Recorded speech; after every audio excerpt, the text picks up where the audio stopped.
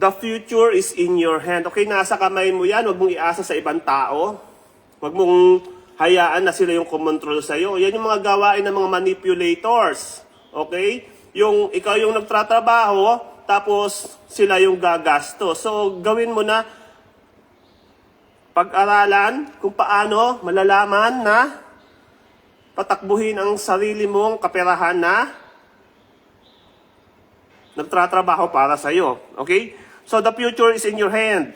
You must make, you must save, you must accumulate, you must protect your money. Ikaw dapat lahat ang gagawa niyan. Huwag mong iasa sa ibang tao. Dahil the time na iasa mo na yan sa ibang tao, that's the time na lolokohin ka na nila. Okay? Huwag tayo maniwala doon sa sinasabi nila na kapag nasa guhit na yun ng palad mo, wala ka na magagawa, magiging mahirap ka na talaga. Kabaliwan yun. Tatandaan natin na sa buong species ng mga animal dito sa planet Earth, tayo lang mga tao ang merong kakayahan na mag-isip ng napakataas at napakayaman. Be your own money manager, okay? Ito na nga yung sinasabi natin, na ikaw yung mismo yung mag-manage. Kung gusto mong magbukas ng negosyo, wag mong hahayaan na sila ang magbubukas ng negosyo at ikaw ang nandirito sa abroad. Bakit? Katulad ng sinabi ko kanina, kapag kumita yan sa kanila yan, kapag nalugi, ikaw ang nalugi dahil ikaw ang namuhunan.